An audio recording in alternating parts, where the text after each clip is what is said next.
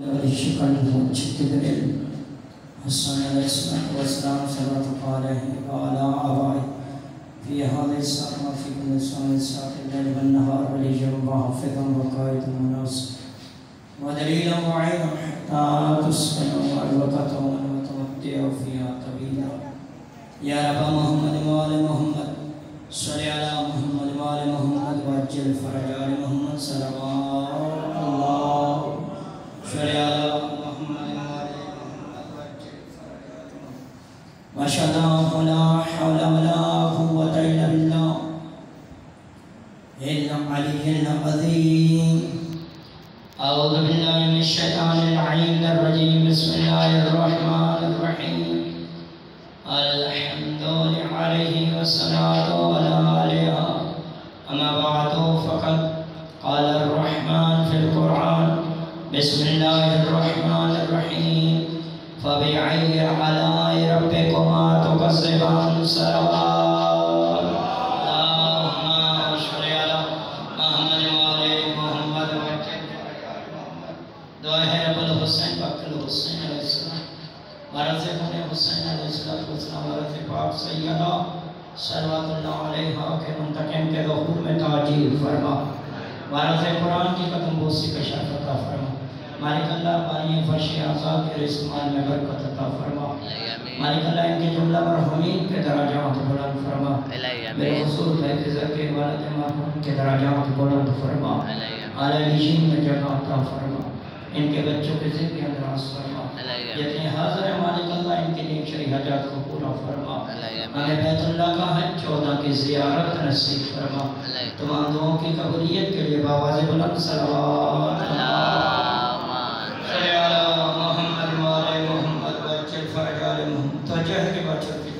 کوئی طولانی گفتگو نہیں فقط ایک مختصر سا واقعہ امام سجاد علیہ السلام کیونکہ یہ ایام ہیں امام علی زین العابدین علیہ السلام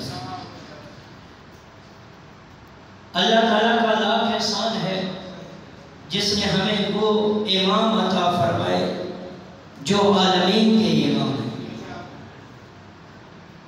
جو دنیا کے نہیں عالمین کے امام ہیں اور ہمارا عقیدہ کہ ہمارے سارے معصوم امام جو ہیں وہ حاضر بھی ہیں ناظر بھی ہیں چاہے وہ فرش پہ بات ہو چاہے عرش پہ بات ہو امام علیہ السلام کا ایک ماننے والا جس کا نام ابراہیم بلخی تھا بلخ کا رہنے والا یہ ہر سال حج کے لیے آتا اور پھر مدینہ میں امام سجاد علیہ السلام کی زیارت کرتا توجہ فرمائیے انشاءاللہ آپ تھوڑے نہیں ہزاروں کی تعداد میں مقصد ذکر ہے بات پہنچانا مقصد ہے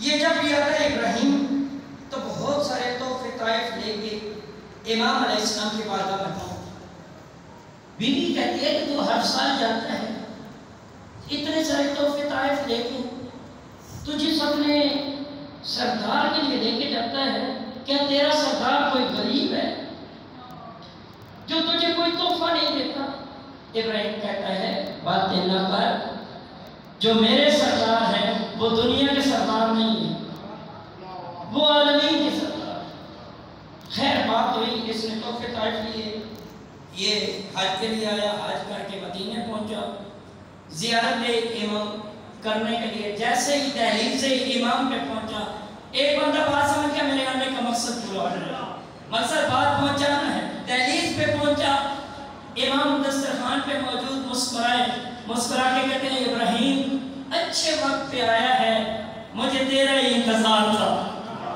اللہ اکبر امام جسے کہیں کہ تیرا انتظار تھا پہنچا امام فرماتے ہیں ابراہیم سامنے تشت بھی پڑا ہے آفتابہ بھی پڑا ہے ابراہیم نے تشت اور آفتابہ اٹھایا امام کے سامنے پہنچا امام فرماتے ہیں تشت نیچے رکھ پانی ڈال اللہ اکبر کیا کرتی پانی ڈال ابراہیم روایت کرتا ہے کہ میں آفتابہ اٹھا کے پانی ڈالنے لگا کوزے سے نکلتا پانی ہوتا کوزے سے جاری ہوتا پانی ہوتا جب امام وقت کے ہاتھوں سے ٹکراتا کوئی ہیرا بن جاتا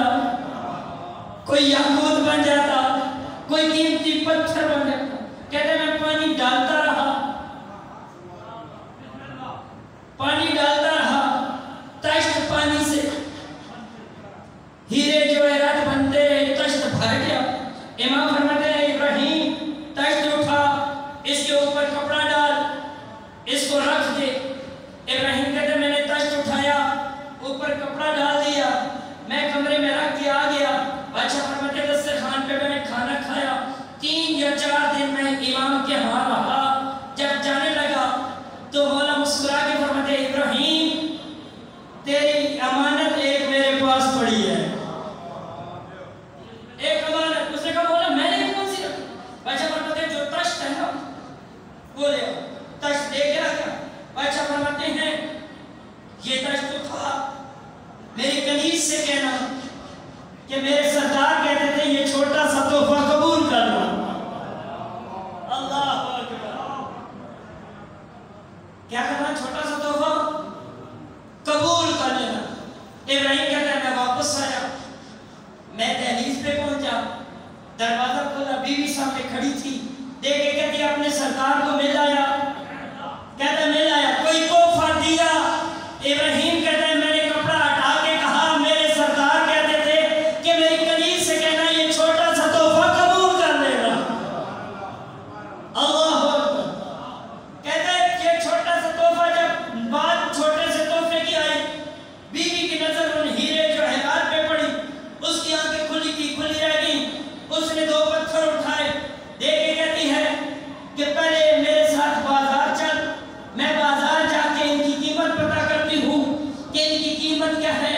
باجی وہ 2 پتھر لے کے بازار پہنچے. جب ایک جوہری کی دکان پہ پہنچے، انہیں پتھر دکھائے کہ ہم نے یہ پتھر بیچنے ہیں.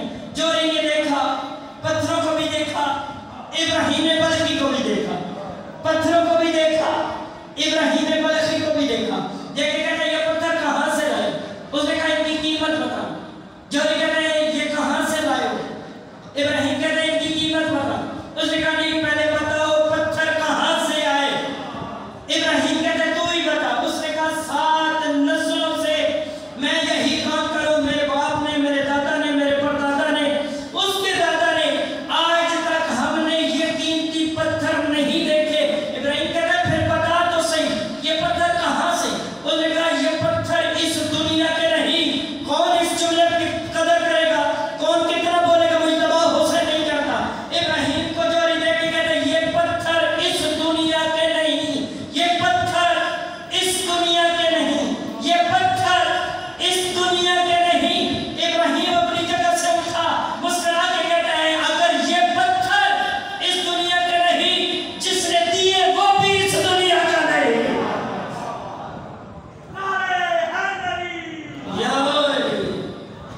بیوی کہتی ہے چھوڑ ساری باتیں، اگلے سال اس بادشاہ کی زیارت کے لیے مجھے ملے گا.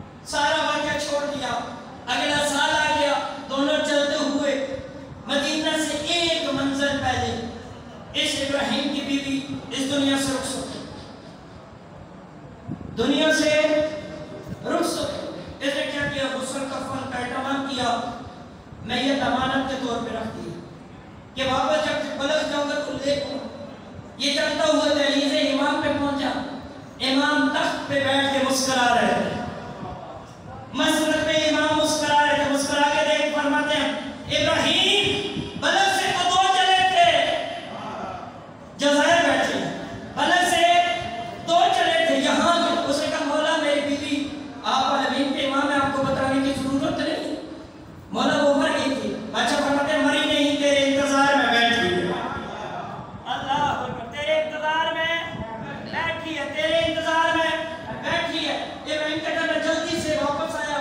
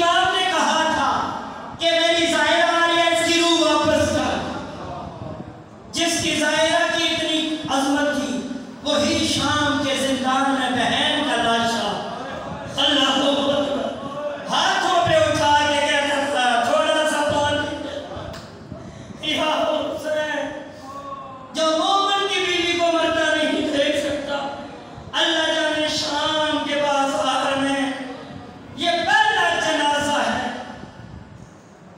کرزار کے سادات و مومنین پہلا جنازہ ہے۔ میں پچھلے دنوں یہی مجلس پڑھ رہا تھا، یہی سے جملے پہ اسلام آباد پہنچا، فقیر سید تھا، کھڑا ہو گیا، کہتے ہیں مجتبیٰ حسین بتا جنازہ کیسا تھا؟ میں نے کہا جنازہ اٹھانے والا بھی قیدی، میت بھی قید لگا۔ مولا امام سجاد فرماتے ہیں شام کے زندان میں معصومہ کے سوالوں نے مجھے ضعیف کر دیا۔ ماتمی حضرت پوچھا کہ مولا کون سے سوال؟ بادشاہ فرماتے ہیں جب صبح ہوتی نا میری گود میں آ کے بیٹھ جاتی، ماتمی ہائے کر دینا اتنا ملکہ شام اجر عطا فرمائیں گی۔ مولا امام سجاد کی ایام میں کون کی طرح ماتم کتنی ہائے، مولا فرماتے ہیں میری گود میں آ کے دونوں بہیں میری گردن میں ڈال کے کہتی ہے سجاد بھیا، میں کہا جی معصوم سجاد یہ پرندے کہاں جا رہے ہیں؟ مولا رو کے فرماتے ہیں روزی کی تلاش میں۔ ماتمی حضرت جب شام کا وقت ہوتا معصومہ گود میں آ جاتی، گلے میں باہیں ڈال کے کہتے بھیا سجاد اب یہ پرندے کہاں جا رہے ہیں؟ شام ہو گئی ہے۔ ماتمی حضرت اب پرندے کہاں جا رہے ہیں؟ مولا سجاد رو کے کہتے ہیں وطن جا رہے ہیں۔ ماتمی حضرت بی بی رو کے کہتی ہے سجاد کبھی ہم بھی وطن جائیں گے، جن کا وطن ہے وہ تو ہے کر دیں۔ ماتمی حضرت جو کربلا بھائی کے لے جانے مالکم زائرین کی مشکلات آسان فرمائے، آپ کو بھی مولا کربلا و شام کا زبان بنائے۔ مولا فرماتے ہیں وطن جا رہے ہیں، لوگ کے کہتی ہے سجاد بھیا کبھی ہم بھی وطن جائیں گے۔ مولا سجاد رو کے کہتے ہیں معصومہ سارے وطن جائیں گے، تیری قبر شاہ رو کے کہتی ہے اگر میں شام میں مر گئی میری قبر کا نشان دادی زہرا کی قبر کی طرح وہ مٹا دینا، میں شمر سے ڈری ہوں۔ علی لعنت اللہ علی القوم الظالمین وسیعلم الذین ظلموا ایہم منقلبون ینقلبون۔ مالک اللہ رحمان اللہ رحیم اللہ، اس ذکر کا واسطہ جب مرحومین کے درجات بلند فرما، ذکر کے حقیقی وارث کے ظہور میں تعجیل فرما۔ مالک اللہ ماتمی حضرات نوحان حضرات کی قلم کلام زبان میں تفسیر عطا فرما، ماتمیوں کی زندگی دراز فرما۔ اس فرش اعلیٰ کے بانیان کے مالک اللہ جملہ مرحومین کے درجات بلند فرما، ہمیں بیت اللہ کا حج اللہ کی زیارت نصیب فرما۔ اللہم صلی علی محمد و آل محمد و عجل فرجان ماتم حسین